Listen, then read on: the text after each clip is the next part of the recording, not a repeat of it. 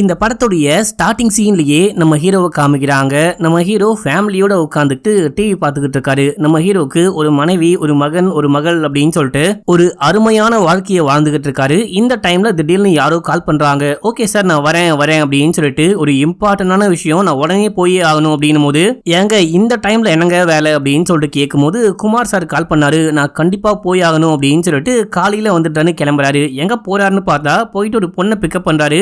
நாளைக்கு இல்ல அடுத்த வாரம் தான் வரேன்னு சொன்னேன், என்ன முன்னாடியே வந்துட்டேன் அப்படின்னு சொல்லிட்டு அந்த பொண்ணு கிட்ட கேட்கும் போது, நானும் அடுத்த வாரம் தான் மீட் பண்ணலாம் அப்படின்னு சொல்லிட்டு பார்த்தேன், ஆனா அதுக்கு முன்னாடியே என் வீட்டுக்கு அந்த பையன் வரேன் அப்படின்னு சொல்லிட்டான். அந்த டைம்ல கண்டிப்பா நீயும் நானும் மீட் பண்ண முடியாது, அதான் கொஞ்சம் முன்னாடியே மீட் பண்ணலான்னு ஓகே சொன்னேன் அப்படின்னும் போது, சரின்னு சொல்லிட்டு பேசிக்கிட்டு இந்த பொண்ணுக்கும் ஹீரோக்கும் ஏதோ ஒரு கனெக்ஷன் போல, வீடு பாத்தியா அந்த மாதிரிலாம் கேக்குறாங்க. எல்லாமே ரெடி ஆயிடுச்சு அப்படின்னு சொல்றாரு. நேரா ஒரு லாட்ஜுக்கு போயிட்டு ரூமை போட்டு பண்ண வேண்டியதெல்லாம் பண்ணி முடிக்கிறாங்க. இப்ப அப்படியே பேசிக்கிட்டே இருக்கும்போது டிவில ஒரு நியூஸ் ஓடிட்டு இருக்கு. இந்த மாதிரி சொத்துக்காக ஒரு அண்ணன் வந்துட்டு தம்பியவே கொலை பண்ணிட்டாரு அப்படின்னு சொல்லிட்டு. அட பாவீங்களா, எப்படா இப்படிலாம் பண்றீங்க அப்படின்னு சொல்லிட்டு அந்த பொண்ணு புலம்ப, இல்ல மனுஷங்க வந்துட்டு சில நேரங்கள்ல சில மாதிரி மாறிடுவாங்க, இதெல்லாம் ஒரு சாதாரண விஷயம் தான், சில பேருக்கு சில விஷயம் தேவைப்படும் போது கொலை பண்ணும் அப்படின்னா கண்டிப்பா கொலை பண்ணுவாங்க, எல்லாருமே உன்ன மாதிரி பாவம் புண்ணியம்லாம் பார்க்க மாட்டாங்க அப்படின்னும் போது, என்னையா நிறைய எக்ஸ்பீரியன்ஸ் இருக்க மாதிரியே பேசிக்கிட்டு இருக்க அப்படின்னு சொல்லிட்டு கேட்கும் போது, ஆமா எக்ஸ்பீரியன்ஸ் இருக்கு, நானும் சில கொலையெல்லாம் பண்ணிருக்கேன் அப்படின்றாரு. கொலையா? என்ன ஈ எறும்பை கொலை பண்ணியா, இல்ல எலிய இல்ல ஆட்டை கொலை பண்ணியா அப்படின்னு சொல்லிட்டு கேட்கும்போது நம்ம ஹீரோ சிரிக்கிறாரு. சில பேருக்கு சில விஷயம் பண்ணும்போது ரொம்ப சந்தோஷமா இருக்குமா, இந்த கொலை பண்றவங்களுக்கு கொலை பண்ணும்போது மட்டும்தான் ரொம்ப சந்தோஷமா இருக்கும். எக்ஸாம்பிளுக்கு இந்த கோழிக்கறி கடைக்காரன் அந்த கோழியை கொலை பண்ணும்போது அவனுக்கு ஒரு மாதிரி சந்தோஷமா நிம்மதியா இருக்கும் அப்படின்னு சொல்லிட்டு அதை ஒரு மாதிரி எக்ஸ்பிளைன் பண்றாரு. கொலையிலேயே பயங்கர சந்தோஷமான கொலை எது தெரியுமா அப்படின்னு சொல்லிட்டு கேட்கும்போது, எது ஆடா அப்படின்னு சொல்லிட்டு கேட்க, ஆடு கிடையாது மனுஷன்னு சொல்றாரு. என்னையா ஒரே கொலை கொலைன்னு பேசிக்கிட்டு இருக்க,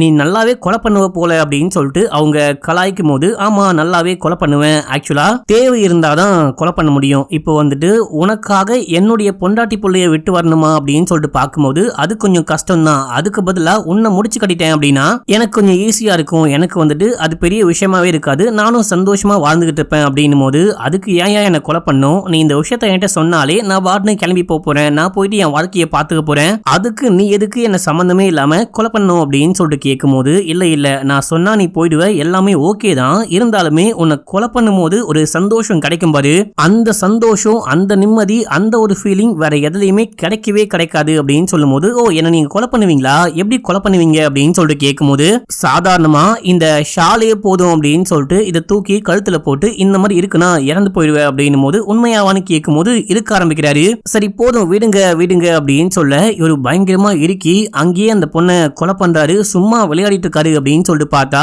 இவர் தான் இந்த படத்துல ஹீரோ, இவர் தான் இந்த படத்துல சைக்கோவும் அப்படின்னு சொல்லிட்டு காமிக்கிறாங்க.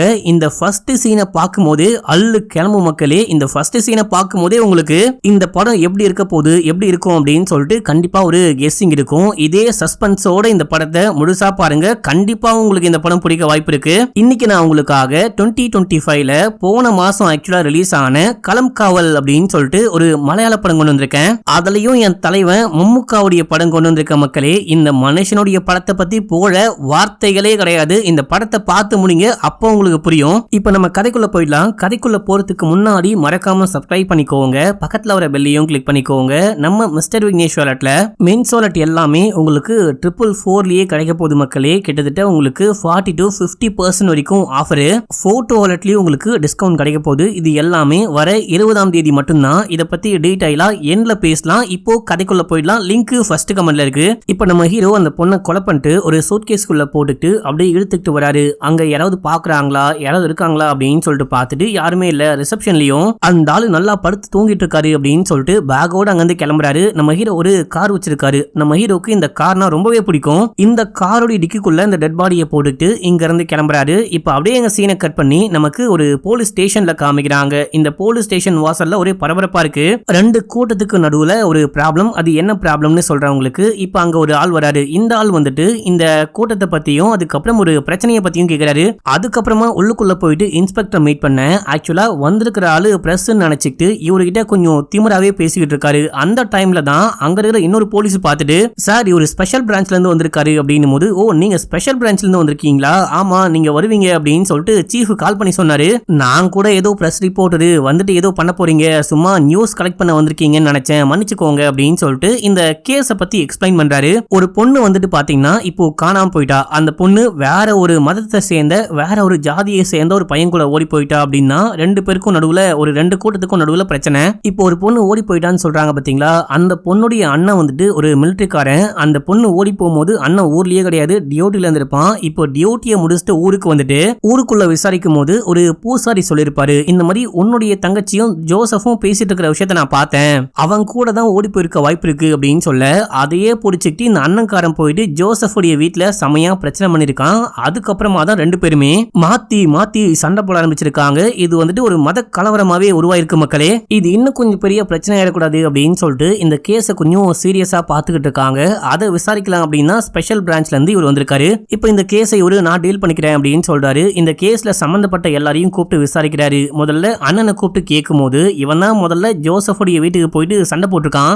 ஏன்டா இந்த மாதிரி பண்ண அப்படின்னு சொல்லிட்டு கேட்கும் போது, என் தங்கச்சிக்கு கொஞ்சம் கொஞ்சமா வயசாயிட்டே போகுது, என் தங்கச்சி கல்யாண வயசையே தாண்டிட்டா, 30 வயசு அந்த மாதிரி இருக்கும் போல, மாப்பிள்ளையே கிடைக்க மாட்டாங்க அப்படின்னா நான் பட்டாளத்துக்கு போயிட்டு வேலை பார்த்து அங்கிருந்து காசை சேர்த்து வச்சு ஏதாவது நகை நட்டாச்சு போட்டு கல்யாணம் பண்ணி கொடுக்கலாம் அப்படின்னு சொல்லிட்டு பார்க்கும்போது, அதுக்கு நடுவுல இந்த மாதிரி ஜோசப் என் தங்கச்சியை கூட்டிட்டு ஓடி போயிட்டான் அப்படின்னா அதுக்கு நான் என்ன பண்ண முடியும், அதான் நான் நேரா போயிட்டு கோவத்துல சண்டை போட்டேன் அப்படின்னு சொல்றான். உனக்கு எப்படி தெரியும், நீ உன் கண்ணால பாத்தியா விசாரிச்சியா, இப்போ உன் தங்கச்சி வந்துட்டு ஜோசப் கூட தான் இருக்கா அப்படின்னு சொல்லிட்டு அந்த விஷயம் உனக்கு தெரியுமா அப்படின்னு சொல்லிட்டு கேட்கும்போது, அதான் கோயில் பூசாரி சொன்னாரு அப்படின்னு சொல்லிட்டு கேட்கும்போது அடுத்து ஜோசப்பை கூப்பிட்டு விசாரிக்கிறாரு. ஐயோ சார், சத்தியமா நான் அந்த பொண்ணெல்லாம் கூட்டிட்டு ஓடவே இல்ல, ஊருக்குள்ளேயே அந்த பொண்ணு ஒரு வாட்டி இல்ல 2 வாட்டி தான் பார்த்திருப்பேன், பெருசா பார்த்தது கூட கிடையாது அப்படின்னு சொல்லும் போது அடுத்து அந்த கோவில் பூசாரியை கூப்பிட்டு விசாரிச்சா, நான் பார்த்தேன் ஆனா கண்டிப்பா அவங்க தானே அப்படின்னு சொல்லிட்டு ஃபேஸ பார்க்கல, நான் பின்பக்கமா இருந்து பார்த்தேன், பின்பக்கமா இருந்து பார்க்கும்போது ஜோசப்பா இருக்குமோன்னு தோணுச்சு அப்படின்னு சொல்றாரு. இப்போ இந்த போலீஸும் போலீஸுடைய டீமும் சேர்ந்துட்டு சைபர் செல்ல இந்த மாதிரி காணாம போனாலியா இந்த பொண்ணுடைய போனுடைய ட்ராக் ரெக்கார்ட்லாம் செக் பண்றாங்க. செக் பண்ணி பார்த்துட்டு நேரா போயிட்டு அந்த அண்ணன்காரனையும் மீட் பண்றாங்க. உன்னுடைய தங்கச்சி காணாம போனதுக்கும் இந்த யூசுப்க்கும், ஆக்சுவலா அந்த பையன் பேரு ஜோசப் இல்ல யூசுப்பா மக்களே, ஒரு ஃப்ளோல மாத்தி சொல்லிட்டேன். உன்னுடைய தங்கச்சி காணாம போனதுக்கும் யூசுப்க்கும் எந்த ஒரு சம்பந்தமும் கிடையாது. உன்னுடைய தங்கச்சி வந்துட்டு டெய்லி வேற யாருக்கூடயோ கால்ல பேசியிருக்கா. அந்த காலை செக் பண்ணி பார்க்கும்போது திருநெல்வேலியை சேர்ந்த ஸ்டீஃபன் அப்படின்ற ஆளுக்கு தான் உன் தங்கச்சி அடிக்கடிக்க கால் பண்ணி பேசியிருக்கா. நாங்க கண்டுபிடிச்சிட்டோம், இந்த மாதிரி தங்கச்சி காணாம போயிட்டா அப்படின்னு சொல்லிட்டு ஒரு கம்ப்ளைண்ட் மட்டும் கொடு, மத்த எல்லாமே நான் பாத்துக்கிறேன் அப்படின்னு போது, இல்ல எனக்கு வந்துட்டு ஸ்டீஃபன் வேணும்னு கேக்குறான். நீ வச்சு என்ன பண்ண போற, போலீஸ் அவங்க வேலையை பார்த்துப்பாங்க, நீ வாயை முடிட்டு உன்னுடைய வேலையை பாரு அப்படின்னு சொல்லிட்டு நம்ம போலீஸுடைய டீம் வந்துட்டு இந்த பையன் யாரு என்ன ஏது அப்படின்னு சொல்லிட்டு விசாரிக்கலான்னு நேரா கிளம்பி திருநெல்வேலிக்கே போறாங்க. இதுக்கு முன்னாடியே இந்த போலீஸ் ஸ்டேஷனை சேர்ந்த ஒரு கான்ஸ்டபிளும் இந்த அண்ணங்காரனும் ஃப்ரெண்டு போல, இந்த அண்ணங்காரனுக்கு அந்த ஸ்டீஃபன் யாரு என்ன அப்படின்னு சொல்லிட்டு எல்லா டீடைலையும் கொடுக்க, அதுக்குள்ள அண்ணங்காரன் தன்னுடைய ஆட்கள் ஃப்ரெண்ட்ஸ் எல்லாம் கூப்பிட்டு திருநெல்வேலியே போறான். அங்க போயிட்டு அந்த பையன் யாரு என்னன்னு விசாரிச்சு அவன் தனியா இருக்க நேரமா பார்த்து அவனை தூக்கிட்டு போயிட்டு போட்டு போலன்னு பொலந்து விசாரிச்சா, சத்தியமா அந்த பொண்ணை பத்தி எனக்கு ஒண்ணுமே தெரியாது, எனக்கு அந்த பொண்ணு யாருனே தெரியல, நீங்க யாருனோ தெரியல, என்னையா அடிக்கிறீங்க அப்படின்னு சொல்லிட்டு கேக்குறான். போட்டு சரியான அடி அடிக்கிறாங்க. இதே டைம்ல இந்த போலீஸும் டீமோட போறாரு. இவரும் விசாரிச்சுட்டு அந்த ஊருக்கு போகும்போது தான் இந்த மாதிரி ஒரு டீமை சேர்ந்தவங்க இந்த பையனை போட்டு அடிக்கிறாங்க அப்படின்னு சொல்லிட்டு பார்த்துட்டு அவனை காப்பாத்த இந்த பசங்களை பிடிக்க போறாங்க. அந்த பாதிக்கப்பட்ட பையன் இருக்கான் இல்லையா ஸ்டீஃபன், அவனுக்குமே வந்துட்டு ஒரு டீம் இருக்காங்க, ஃப்ரெண்ட்ஸ்லாம் இருக்காங்க, அவங்களும் பார்த்துட்டு ஹெல்ப் பண்ண போக இந்த டைம்ல அண்ணன் கேங் வந்துட்டு இவங்கலாம் வராங்க, நம்ம மாட்டணும் அப்படின்னா அவ்வளவுதான் கஞ்சி காசிடுவாங்க அப்படின்னு சொல்லிட்டு பயந்துட்டு ஓட இப்ப இந்த பையனை காப்பாத்தி கொண்டு போயிட்டு ஹாஸ்பிடல்ல அட்மிட் பண்றாங்க. நல்ல வேளை பையனுக்கு பெருசாலாம் ஒன்னும் அடிப்படல மக்களே, பெருசா அடிபட்டுக்கு உயிர் போற அளவுக்கு அடிப்படல. இப்ப இந்த காணாம போன பொண்ணுடைய போட்டோவை காமிச்சு இந்த பொண்ணுக்கும் உனக்கும் என்ன பழக்கம்னு கேட்டா, எங்க இந்த பொண்ணு யாருன்னே தெரியல அப்படின்னு சொல்றாரு. பொய் சொல்லாம உண்மையை சொல்லு, உன்னுடைய போனுக்கு தான் அந்த பொண்ணு அடிக்கடிக்க கால் பண்ணிருக்கா அப்படின்னும் போது, என்னுடைய போனா, என் போனுக்கு யாரும் வழக்கமா போனே பண்ண மாட்டாங்களே, அதுவும் பொண்ணு இது பண்ண போகுது அப்படின்னு சொல்லிட்டு கேட்கும்போது நம்பரை காமிக்க, சார் இது என் போன் நம்பரே கிடையாது, என் பெரியப்பா பொண்ணு ரொம்ப நாளைக்கு முன்னாடி பர்சனல் யூஸுக்கு போன் வேணும் சிம் வேணும் அப்படின்னு சொல்லிட்டு கேட்டா, நான் தான் என் ஐடி கார்டை கொடுத்து வாங்கி கொடுத்தேன், மத்தபடி எனக்கு ஒண்ணுமே தெரியாது அப்படின்னு சொல்லும் போது, அப்படின்னா உன் பெரியப்பா பொண்ணுடைய வீடு எங்க இருக்கு, அந்த அட்ரஸ் கொடு அப்படின்னு சொல்லிட்டு கேட்கும் போது, ஆக்சுவலா ஒரு 10 மாசத்துக்கு முன்னாடியே என்னுடைய பெரியப்பா பொண்ணு திடீர்னு காணாம போயிட்டா, என்னன்னு விசாரிக்கும் போது யாரையோ லவ் பண்ணிருக்கா, அந்த பையன் கூட சேர்ந்துட்டு ஓடி போயிட்டா, அந்த பையனும் வேற ஜாதிக்காரன் வேற மதத்துக்காரன் அப்படின்னு சொல்லிட்டு யாருமே அக்காவை தேடவே இல்ல, அந்த பொண்ணு அதோட காணாம போயிட்டா, எந்த ஒரு கான்டாக்டுமே இல்ல அப்படின்னும் போது போலீஸ்க்கு ஒண்ணுமே புரியல, தலையெல்லாம் சுத்துது. இப்ப அந்த பெரியப்பா பொண்ணுடைய கேஸ பத்தி விசாரிக்கலாம், அந்த பொண்ணு எப்படி காணாம போனான்னு கேட்கலாம் அப்படின்னு சொல்லிட்டு லோக்கல் போலீஸ் ஸ்டேஷனுக்கு போயிட்டு விசாரிக்கும் போது, கரெக்ட் தான் அந்த பையன் சொன்ன மாதிரி அந்த பொண்ணு, நான் என் பாய் ஃப்ரெண்ட் கூட போறேன், என்ன தேடாதீங்க அப்படின்னு அப்படின்னு சொல்லிட்டு லெட்டர் எழுதி வச்சுட்டு ஓடி போயிட்டா. இதுக்கப்புறம் தேடி என்ன பண்ண போறோம் அப்படின்னு சொல்லிட்டு நாங்களும் அந்த கேஸை பெருசா ஃபாலோ பண்ணாம அப்படியே விட்டோம். எங்களுக்கு 1000 கேஸ் இருக்கு, இந்த காதல் ஓடி போன கேஸ் எல்லாம் பார்க்கவா முடியும் அப்படின்னு சொல்லிட்டு கேக்குறாரு. சரி, சைபர் செல்ல போட்டு பாத்தீங்களா இந்த பொண்ணு யார் கூட போனா, யார் கூட பேசினா அப்படின்னு சொல்லிட்டு அந்த விஷயம்லாம் நோட் பண்ணீங்களா அப்படின்னு சொல்லிட்டு கேட்கும்போது ஆமா செக் பண்ணி பார்த்தோம். செக் பண்ணி பார்க்கும்போது கேரளாவை சேர்ந்த ஏதோ ஒரு பொண்ணு தான் இந்த பொண்ணுக்கு அடிக்கடிக்க கால் பண்ணி பேசியிருக்கா அப்படின்னும் போது சரி ஓகே அந்த அட்ரஸை கொடுங்க அப்படின்னு சொல்லிட்டு வாங்கிட்டு கேரளாவுக்கு போறாங்க. அந்த லொகேஷனுக்கு போயிட்டு விசாரிக்கும் போது அந்த பொண்ணு ஓடி போயிட்டாலாம். கொஞ்ச நாளைக்கு முன்னாடி, சில மாசத்துக்கு முன்னாடி ஓடி போயிட்டா. ஏதோ ஒரு பையனை லவ் பண்ணி ஓடி போயிட்டா. இப்போ எங்க போனா, என்ன பண்ணிட்டு இருக்கா அப்படின்னு சொல்லிட்டு எனக்கு எதுவுமே தெரியாது அப்படின்னு சொல்றாங்க. அந்த அம்மாவே ஃபீல் பண்ணிட்டு இருக்காங்க. என்னடா ஒன் பை ஒன்னா போயிட்டே இருக்கு அப்படின்னு சொல்லிட்டு இன்னும் ஷாக் ஆகுறாரு. அடுத்து போயிட்டு சீஃபை மீட் பண்ணி இது வரைக்கும் இவர் என்ன கண்டுபிடிச்சாரோ எல்லாமே எக்ஸ்பிளைன் பண்றாரு. இந்த மாதிரி ஒரு பொண்ணு காணாம போனா அது இன்னொரு பொண்ணுடைய வீட்டுக்கு போகுது, அங்கிருந்து இன்னொரு பொண்ணு, அங்கிருந்து இன்னொரு பொண்ணு அப்படின்னு சொல்லிட்டு இந்த மாதிரி நம்ம இந்த ஃபாலோ அப்ல யாரெல்லாம் கனெக்ட் ஆகுறாங்களோ அதெல்லாம் தேடி போகும்போது இந்த மாதிரி யாரெல்லாம் அந்த போனை யூஸ் பண்ணிருக்காங்களோ, யாரெல்லாம் அடுத்த பொண்ணுக்கு கால் பண்ணிருக்காங்களோ அவங்க எல்லாருமே அதுக்கு முன்னாடியே காணாம போயிருக்காங்க அப்படின்னு சொல்லிட்டு எக்ஸ்பிளைன் பண்றாரு. அப்படின்னா போலீஸ் இந்த கேஸை விசாரிக்கவே இல்லையா, அப்படியே எந்த ஒரு ஃபாலோ அப்பும் இல்லாம ஸ்டாப் பண்ணிட்டாங்களா அப்படின்னு சொல்லிட்டு கேட்கும்போது காணாம போன பெண்கள் எல்லாருமே ஒண்ணு கொஞ்சம் வயசாயிட்டு கல்யாணம் ஆகாம இருக்கிற பெண்களாம், அப்படி இல்ல அப்படின்னா டைவர்ஸ் ஆயிட்டு தனியா இருக்கிற பெண்கள், அப்படியும் இல்ல அப்படின்னா புருஷன் இருந்தும் இல்லாம தனித்தனியா வாழ்ந்துகிட்டு இருப்பாங்க பாத்தீங்களா, அந்த மாதிரி பெண்கள் தான் காணாம போயிருக்காங்க. அதனாலேயே பெருசா யாருமே கண்டுக்காம சரி ஓகே போனாங்க சந்தோஷமா இருக்கட்டும் அப்படின்னு சொல்லிட்டு விட்டுருக்காங்க. இது மட்டும் இல்லாம இந்த பொண்ணுங்க காணாம போனதுக்கு அப்புறமா நாங்க நல்லா இருக்கோம், சந்தோஷமா இருக்கோம், இந்த மாதிரி நான் போயிட்டு ஒரு வாழ்க்கையை வாழ்ந்துகிட்டு இருக்கேன் அப்படின்னு சொல்லிட்டு லெட்டர்லாம் போட்டிருக்காங்க. சோ அதனாலேயே யாருமே இந்த காணாம போன பெண்ணுங்களை தேடவே இல்லையா. இப்போ கடைசியா ஒரு பொண்ணுடைய நம்பர் கிட்ட போயிட்டு இந்த போன் கால் இந்த ட்ரேஸ் வந்துட்டு நிக்குது. மேபி அந்த பொண்ணு கூட காணாம போயிருக்க வாய்ப்பு இருக்கு. இது ஒரு பேட்டர்ன் மாதிரி நடக்குது. என்ன பேட்டர்ன் அப்படின்னா முதல்ல கேரளாக்குள்ள ஒரு பொண்ணு காணாம போறா அப்படின்னா அந்த பொண்ணுக்கு தமிழ்நாட்டுல இருந்து கால் வந்திருக்கு. தமிழ்நாட்டுக்கு போயிட்டு பார்த்தா அந்த பொண்ணும் காணாம போயிருக்கா. அடுத்து கேரளா, அடுத்து தமிழ்நாடு அப்படின்னு சொல்லிட்டு மாறி மாறி பெண்கள் காணாம போறாங்களாம். சரியா இந்த விஷயம்லாம் யாரு பண்றாங்க, கேங்கா ஒரு டீமா இந்த விஷயம்லாம் பண்றாங்களா இல்லனா தனியால் தான் பண்றானா அப்படின்னு சொல்லிட்டு கேட்கும்போது இந்த ட்ரேஸ்லாம் வச்சு பார்க்கும்போது எனக்கு என்ன தோணுது அப்படின்னா ஏதோ ஒரு தனியால் தான் இந்த விஷயம்லாம் பண்ணிட்டு இருக்கான்னு நினைக்கிறேன் அப்படின்னு சொல்ல சரி எதுக்காக இந்த பெண்கள்லாம் கடத்திட்டு போக இல்ல காணாம போக வாய்ப்பு இருக்கு அப்படின்னு சொல்லிட்டு கேட்கும்போது கண்டிப்பா ஏதோ தப்பான தொழில யூஸ் பண்றதுக்காக தான் கடத்திட்டு போறாங்கன்னு நினைக்கிறேன். இது வரைக்கும் காணாம போனவங்க என்ன ஆனாங்க அப்படின்னே தெரியல. டெட் பாடி கூட கிடைக்கல. மேபி இறந்து போயிட்டாங்க அப்படின்னா அந்த டெட் பாடி கூட கிடைக்கவே இல்லை அப்படின்னு சொல்றாரு. சரி ஓகே நீ முழுக்க இந்த கேஸை மட்டும் பாரு, ஒன் பை ஒன்னா வெளியே வந்துகிட்டு இருக்கு. இந்த கேஸை பத்தி எந்த காரணத்தை கொண்டும் வெளியே மீடியாக்கு தெரியவே கூடாது அப்படின்னு சொல்லி அனுப்புறாரு. இப்ப அப்படியே சீன் கட்டாது. நம்ம ஹீரோவை பார்க்க ஒரு ஆள் வராரு. ஒரு பிரச்சனை அப்படின்னு சொல்றாரு. என்ன பிரச்சனை அப்படின்னு சொல்லிட்டு கேட்கும்போது ஒரு ஜுவல்லரி ஷாப் நடத்திக்கிட்டு இருக்காராம். இந்த நகையெல்லாம் பாலிஷ் பண்றதுக்கு சைனடி யூஸ் பண்ணுவாங்களாம். படம் முழுக்க இந்த வார்த்தையை யூஸ் பண்ண முடியாது மக்களே, நான் சேஃபர் ஜோனா கெமிக்கல்னு யூஸ் பண்ணிக்கிறேன். இந்த கெமிக்கலை வாங்கி வச்சுட்டு ஏதோ ப்ராசஸ்க்காக உள்ளுக்குள்ள போயிட்டு வரதுக்குள்ள பக்கத்து வீட்டு நாய் வந்துட்டு அந்த கெமிக்கலை சாப்பிட்டு இறந்து போயிட்டு இருக்கு. அந்த கெமிக்கலை பத்தி உங்களுக்கு நல்லாவே தெரியும். ஆளையே கொல்லக்கூடிய பயங்கர ஸ்ட்ராங்கான ஒரு பாய்சன் மாதிரி, பாய்சனே தான். சோ அந்த நாய் வேற பயங்கர காஸ்ட்லியான நாய் அப்படின்னு சொல்லிட்டு அந்த வீட்டுக்காரு சண்டை போடுறாரு. கேஸ் போட போறேன் அப்படின்லாம் சொல்றாரு. நீங்க ஏதாவது பண்ணுங்க, ஹெல்ப் பண்ணுங்க அப்படின்னு சொல்லிட்டு கேட்கும்போது இப்ப நம்ம ஹீரோ மைண்டுக்குள்ள ஏதோ ஓடிக்கிட்டே இருக்கு. அண்ணா நான் சொல்றது கேக்குதா அப்படின்னும் போது சரி உனக்கு அந்த கெமிக்கல் எங்க கிடைச்சது அப்படின்னு சொல்லிட்டு கேட்கும்போது அது அவ்வளவு ஈஸியெல்லாம் கிடைக்காது. நம்ம லைசன்ஸ் வந்துட்டு அப்ளை பண்ணி வாங்கணும். லைசன்ஸை காமிச்சா மட்டும்தான் நமக்கு அந்த கெமிக்கலே கொடுப்பாங்க அப்படின்னு சொல்லும் போது சரி ஓகே நீ கவலைப்படாம போ, எல்லாமே நான் பாத்துக்கிறேன், நான் உனக்கு ஹெல்ப் பண்றேன் அப்படின்னு சொல்லிட்டு அன்னைக்கு நைட்டே ஏதோ பிளான் போட்டாரு. போயிட்டு அந்த லைசன்ஸை காமிச்சு அந்த கெமிக்கலை வாங்கிட்டு வர்றது மக்களே. கெமிக்கலை வாங்கிட்டு வரும்போதே டெஸ்ட் பண்ணி பார்க்கணும் அப்படின்னு சொல்லிட்டு ரோட்ல யாருமே இல்லாம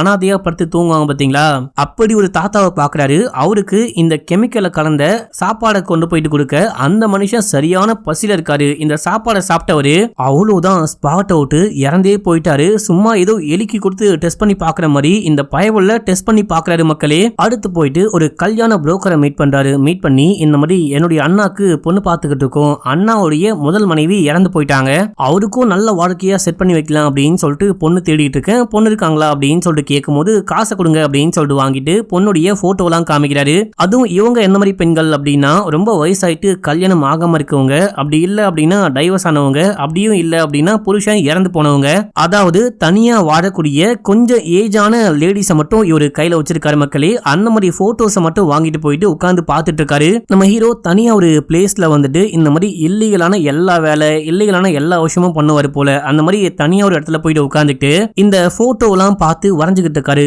அதுல ஒரு பொண்ணை பிடிச்சு போயிட்டு அந்த அந்த பொண்ணை ஃபாலோ பண்றாரு. அந்த பொண்ணு மூஞ்ச லட்சம் மாதிரியே நீ நினைக்கிற பொண்ணு நான் கிடையாது போயான்னு அமுச்சு விட்டா, நீ போனா போடி அப்படின்னு சொல்லிட்டு இவரு வேற வேற பொண்ணை ட்ரை பண்றாரு. மக்களே விடாம ஃபாலோ பண்றாரு. முழு நேரமா இதே வேலையாவே சுத்திக்கிட்டு இருக்காரு. வேலைக்கு போறாரா இல்லையா, இவரெல்லாம் வீட்டுல தேடுவாங்களா தேட மாட்டாங்களா அப்படின்னே தெரியல மக்களே. இதே டைம்ல சில பொண்ணுங்க உசாரா வராங்க, சில பொண்ணுங்களை கல்யாணமும் பண்றாரு. இவருடைய பேட்டர்னே என்ன அப்படின்னா அந்த பெண்களை உசார் பண்றாரு. அதுக்கப்புறமா லாட்ஜுக்கு கூட்டு போயிட்டு பண்ண வேண்டிய வேலையை பண்ணி முடிச்சுட்டு ஒரே பொண்ணு கூட ஒரு 3 வாரம் 4 வாரம் 1 மாசம் 2 மாசம் அந்த மாதிரி கூட பழகுவாரு. அப்படி பழகும் போது குழந்தை உருவாக வாய்ப்பு இருக்குல்ல, அதனால இனி இந்த டேப்லெட்டை போடு, இந்த டேப்லெட்டை போட்டா குழந்தை கலைஞ்சிடும், நீ என்ன பண்ணு பாத்ரூமுக்கு போயிட்டு போடு, ஏன்னா இந்த டேப்லெட்டை போட்டா வாந்தி வர வாய்ப்பு இருக்கு அப்படின்னு சொல்லிட்டு ஏதாவது ஒரு பஸ் ஸ்டாண்டுக்கு கூட்டிட்டு போயிட்டு பாத்ரூம்குள்ள டேப்லெட்டை கொடுத்து அமுச்சு வைக்க அவங்க போயிட்டு பாத்ரூம்குள்ள டேப்லெட்டை போட்ட உடனே இறந்து போயிடுவாங்க.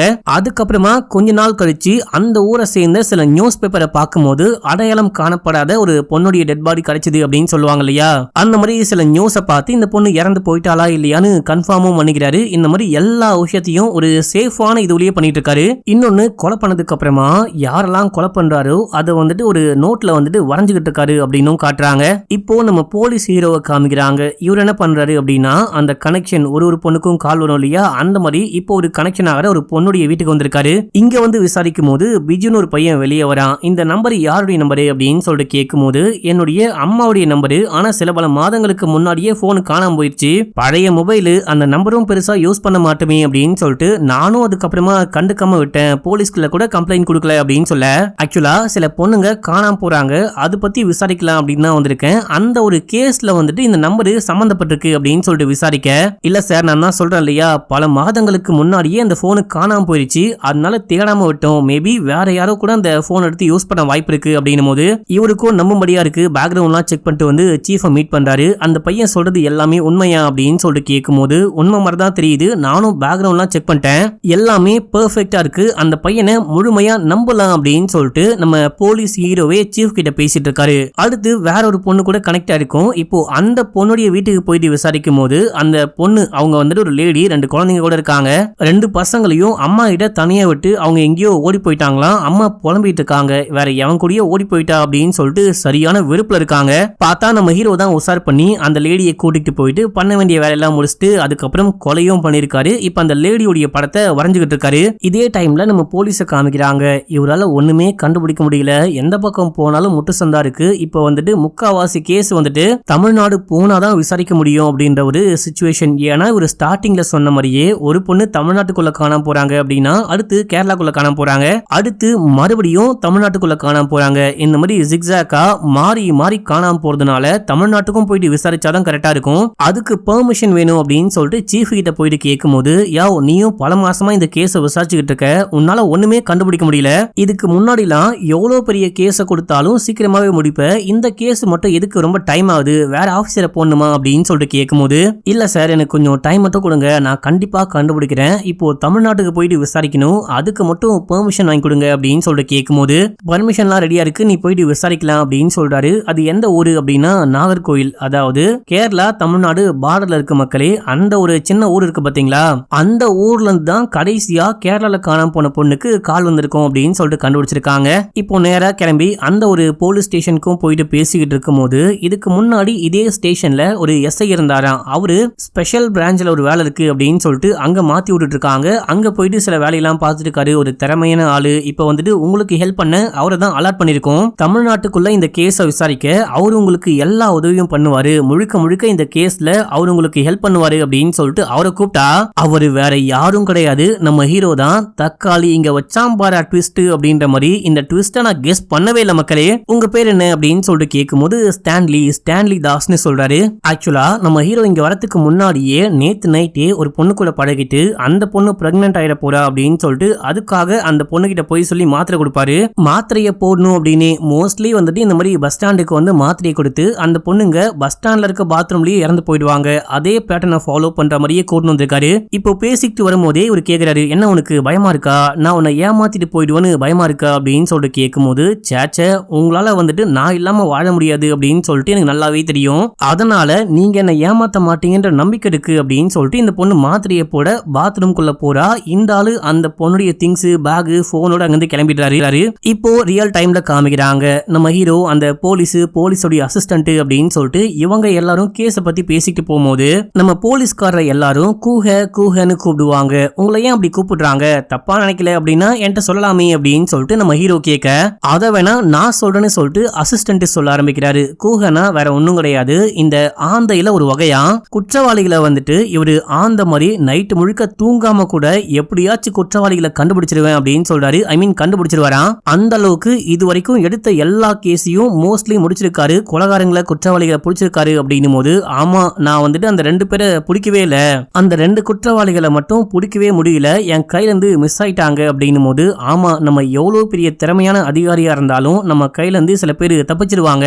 சரி அது என்ன கேஸ் அப்படின்னு சொல்லிட்டு கேட்கும் போது, கேஸ்லாம் முக்கியம் கிடையாது, விடுங்க சார் பாத்துக்கலாம் அப்படின்னு சொல்லிட்டு, ஆமா நீங்க எப்படி இந்த கேஸ்ல உள்ளுக்குள்ள வந்தீங்க அப்படின்னு சொல்லிட்டு கேட்கும்போது, இப்போ ஸ்டார்டிங்ல போனாங்க பாத்தீங்களா அந்த போலீஸ் ஸ்டேஷன்ல எஸ்ஐயா தான் நம்ம ஹீரோ ஒர்க் பண்ணிட்டு இருந்திருக்காரு. நடுவுல ஸ்பெஷல் பிரான்ச்ல ஏதோ வேலை இருக்கு அப்படின்னு சொல்லிட்டு போயிருக்காரு. அங்க வேலையும் கிடையாது, ஒரு மண்ணாங்கட்டியும் கிடையாது, எஸ்ஐயோடைய வேலை காலியா இருக்கு அப்படின்னு சொல்லிட்டு வேற வழி இல்லாம இவரை கூப்பிட்டு உள்ளுக்குள்ள உட்கார வச்சிருக்காங்க. இதே டைம்ல தான் இந்த மாதிரி ஒரு முக்கியமான கேஸ், பொண்ணுங்க 1 by 1 காணாம போறாங்க. அந்த கேஸை விசாரிக்கிறதுக்காக கேரளால இருந்து ஒரு டீம் வராங்க, இந்த மாதிரி இந்த போலீஸும் ஒரு டீம் வராங்க அப்படின்னு சொல்லிட்டு கேள்விப்பட்டு அவங்களுக்கு ஹெல்ப் பண்ண ஒரு ஆள் வேணும் அப்படின்னு சொல்லிட்டு தெரிஞ்சிருக்கு நம்ம ஹீரோக்கு. சரி ஓகே நானே ஹெல்ப் பண்றேன், இங்க சும்மா தான் உட்காந்து ஓட்டிக்கிட்டு இருக்கேன், அங்கேயாச்சும் போயிட்டு ஹெல்ப் பண்றேன் அப்படின்னு சொல்லிட்டு நானா தான் கேட்டுக்கிட்டு ஸ்பெஷலா என்னுடைய இன்ட்ரெஸ்ட்ல வந்தேன் அப்படின்னு சொல்றாரு. இப்போ அடுத்து இந்த கேஸ்ல என்ன பண்ண போறீங்க அப்படின்னு சொல்லிட்டு கேட்கும்போது, கடைசியா கேரளால ஒரு ஆண்டி காணாம போயிருக்காங்க. அந்த ஆண்டி யூஸ் பண்ண போன் வந்துட்டு காணாம போயிருக்கு. அந்த போன் தமிழ்நாட்டுக்குள்ள முக்கியமா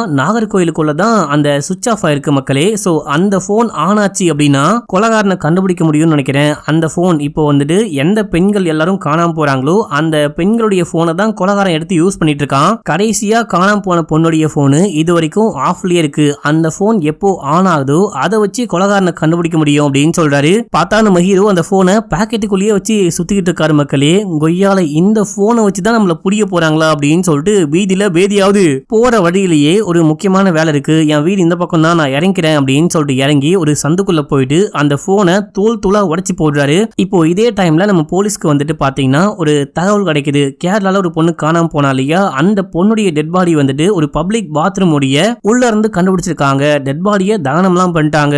ஏன்னா அந்த டெட் பாடியை கிளைம் பண்ண யாருமே வரல, ரொம்ப நாளா வெயிட் பண்ணி பார்த்திருக்காங்க. அதுக்கப்புறமா அவங்களே கிளியர் பண்ணிட்டு இருக்காங்க.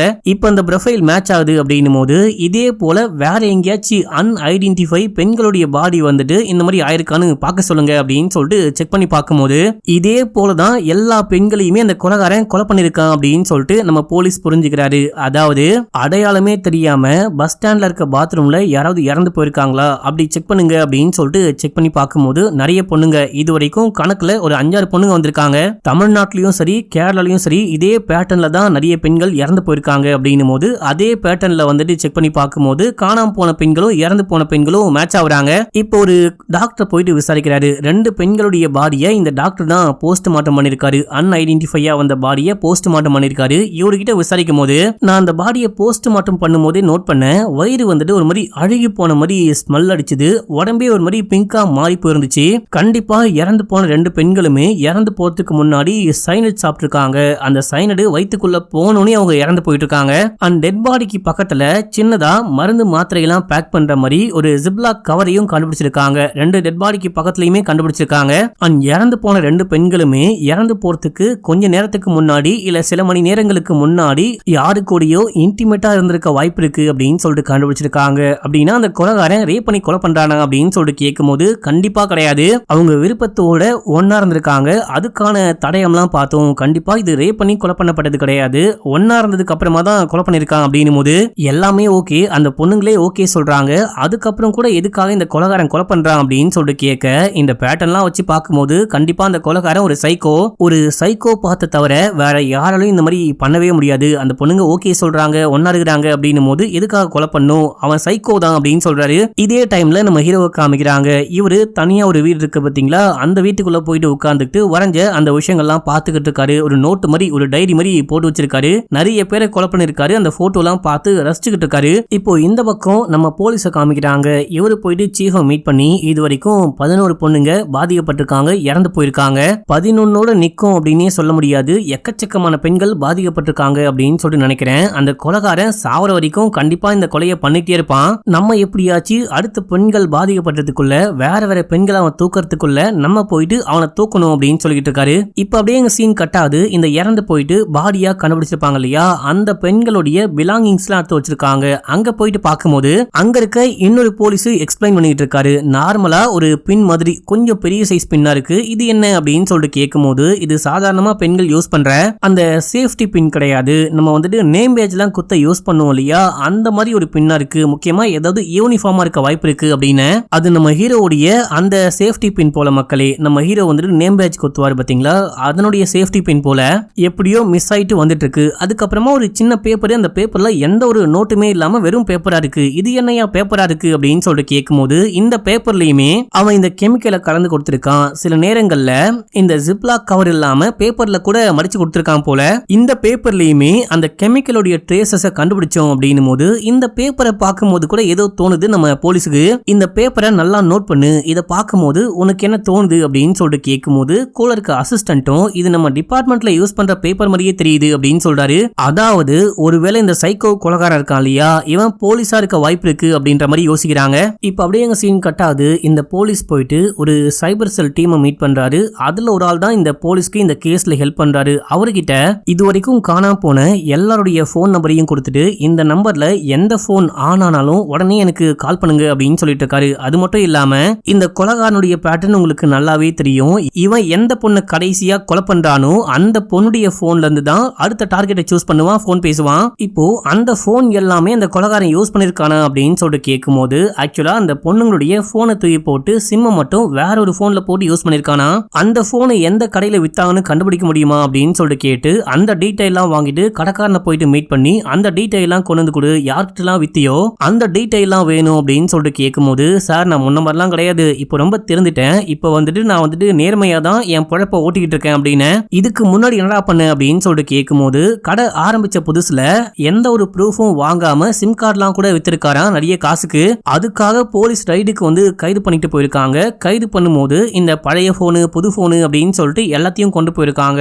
அதுல பழைய போனை மட்டும் சில மொபைலை கொண்டு வந்து கொடுக்காம அப்படி அவங்களே வச்சுக்கிட்டாங்களாம். அந்த போன்ல ஏதோ ஒரு போனு தான் இந்த போனு நினைக்கிறேன் அப்படின்னு சொல்ல, அப்படின்னா போலீஸ்காரங்க தான் இந்த போனை யூஸ் பண்றாங்கன்னு சொல்ல வரியா அப்படின்னு சொல்லிட்டு கேட்கும்போது ஆமா சார் அவங்க தான் இது வரைக்கும் யூஸ் பண்ணிட்டு இருக்காங்க, அவங்க தான் திருப்பி கொடுக்கவே இல்ல, போலீஸ் ஆச்சு அப்படின்னு சொல்லிட்டு நானும் கேட்காம விட்டேன் அப்படின்னும் போது இப்போ உடனே கிளம்பி அந்த லோக்கல் போலீஸ் ஸ்டேஷனுக்கு போயிட்டு அந்த டைம்ல யாரெல்லாம் ரைடுக்கு போனாங்களோ அவங்களுடைய எல்லா டீடைலையும் வாங்குறாங்க. அது மட்டும் இல்லாம இந்த போலீஸ் வந்துட்டு பெண்கள்லாம் காணாம போகும்போது எங்க இருந்திருக்காங்க, இந்த பொண்ணுங்க போன் ஆனா இருக்கும் போது இந்த மாதிரி இந்த போலீஸுடைய போன்லாம் எங்க இருந்துச்சு எங்க ஆன்ல இருந்துச்சு அப்படின்னு சொல்லிட்டு எல்லா விஷயத்தையும் சேகரிக்க ஆரம்பிக்கிறாங்க.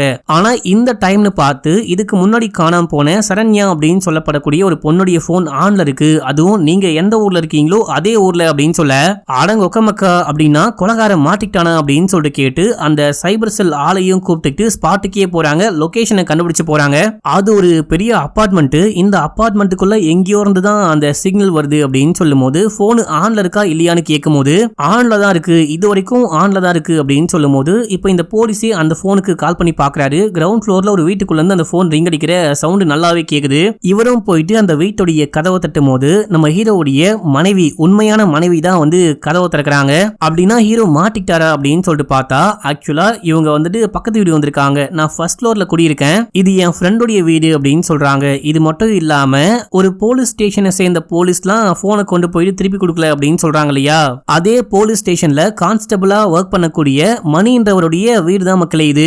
இப்ப அந்த போன் உள்ளுக்குள்ள இருக்கு, போயிட்டு கரெக்டா ஜன்னலுக்கு பக்கமா ஒரு சோஃபாக்கு பின்னாடி இருக்கு, அதை போயிட்டு கொண்டு வராரு. இந்த போன் யாருடைய போனு அப்படின்னு சொல்லிட்டு மனைவிட்ட கேட்கும் போது அது யாருதுன்னே தெரியல, திடீர்னு போன் அடிக்க ஆரம்பிச்சுட்டு பார்த்தா நீங்களே உள்ளுக்குள்ள வந்துட்டீங்க, நானும் என் புருஷனும் இந்த மாதிரி போன்லாம் யூஸ் பண்ண மாட்டோம் அப்படின்னும் போது எங்கம்மா உன் புருஷன் அப்படின்னு சொல்லிட்டு கேட்டா காலையில டியூட்டிக்கு போனவரு இது வரைக்கும் ஆளை காணும் அப்படின்னு சொல்லிட்டு கால் பண்ணா போனே போல. இந்த டைம்ல கரெக்டா நம்ம ஹீரோ வராரு. சார் நீங்க என்ன பண்றீங்க அப்படின்னு சொல்லிட்டு கேட்கும் போது இந்த மாதிரி ஒரு எல்லாமே சொல்றாரு. நான் தான் சொன்னேன் இல்லையா கொலகாரன் போலீஸா கூட இருக்க வாய்ப்பு இருக்கு அப்படின்னு சொல்லிட்டு, அந்த கொலகார போலீஸ் வேற யாரும் கிடையாது மணி அப்படின்னும் போது இவருக்கே பயங்கர ஷாக்கா இருக்க மாதிரி ஆக்டிங்க போடுறாரு. ஐயோ இவனா நம்பவே முடியல, பார்க்கவே பாவமா இருப்பான் அப்படின்னும் போது ஆமா கொலகாரங்க சைக்கோலாம் வெளியே பார்க்க பாவமா தான் இருப்பாங்க, ஆனா உள்ளுக்குள்ள ரொம்ப சைக்கோவா இருப்பாங்க அப்படின்னு சொல்ல இப்ப அப்படியே எங்க சீன் கட்டாது. அந்த மணி எங்க போனாரு என்ன ஆனாரு அப்படின்னு சொல்லிட்டு ஒரு படையே தேடிட்டு இருக்காங்க. போலீஸ் ஸ்டேஷன்ல நம்ம ஹீரோ வராரு. என்னாச்சு அப்படின்னு சொல்லிட்டு கேட்கும் போது நான் எல்லா போலீஸ் எல்லா செக் போஸ்டையும் அலர்ட் பண்ணிட்டேன், மணியை தான் தேடிட்டு இருக்காங்க. ஆனா அவன் எங்க போனா அப்படின்னே தெரியல.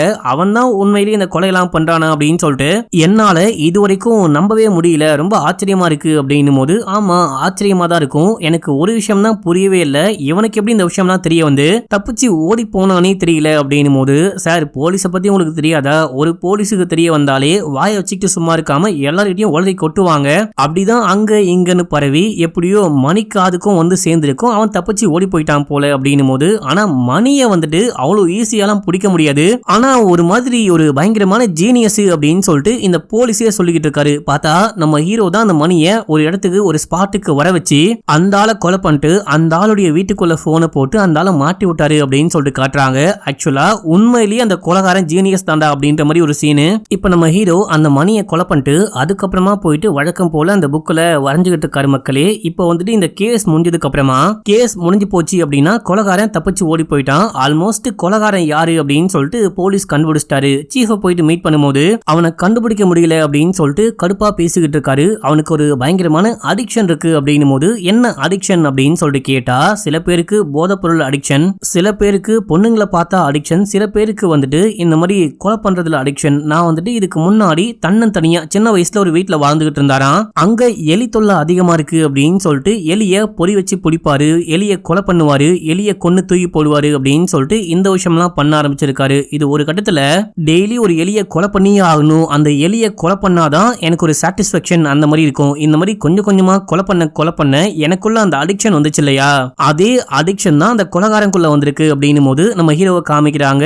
நம்ம ஹீரோ உட்காந்து வரைஞ்சுக்கிட்டு இருக்காரு. அங்க சில பல போட்டோலாம் இருக்கு. நம்ம ஹீரோ தாத்தா கூட சேர்ந்துட்டு நிறைய மிருகங்களை வேட்டையாடி இருக்காரு மக்களே. ஹீரோக்கு அப்பா அம்மா கிடையாது போல, தாத்தா பாட்டி கூட தான் வாழ்ந்திருக்காரு. தாத்தா பாட்டி வந்துட்டு பயங்கரமா ஹண்ட் பண்ணிருக்காங்க. முக்கியமா தாத்தா. நம்ம ஹீரோ இது வரைக்கும் யாரெல்லாம் கொலை பண்ணாரோ, என்ன விஷயம்லாம் கொலை பண்ணாரோ எல்லாமே இந்த டைரியில அப்படியே வரைஞ்சு வச்சிருக்காரு. முதல்ல சின்ன சின்னதா பூச்சி, பூரான், தவளை, இதுக்கப்புறமா இந்த பள்ளி அப்படின்ற விஷயம்லாம் கொலை பண்ணிருக்காரு. போக போக தான் கொஞ்சம் கொஞ்சமா பெரிய விலங்கு அப்படின்னு சொல்லிட்டு போயிட்டு மனுஷனையும் கொலை பண்ண ஆரம்பிச்சிருக்காரு அப்படின்னு சொல்லிட்டு வரைஞ்சிருக்காரு. இதே போலதான் அந்த கொலைகாரன் கொலை பண்ண வாய்ப்பு இருக்கு அப்படின்னு சொல்லிட்டு இந்த போலீஸ் இந்த பக்கம் எக்ஸ்பிளைன் பண்றாரு இல்லையா, அதே போலதான் ஹீரோ கொலை பண்ணிருக்காரு அப்படின்னு சொல்லிட்டு காமிக்கிறாங்க. இப்போ இந்த கேஸ்ல இருந்து நீ விலகிக்கோ, நீ போயிட்டு உன்னுடைய கேஸை பாத்துக்கோ. இப்பதான் வந்துட்டு கொலைகாரன் யாருன்னு கண்டுபிடிச்சாச்சு.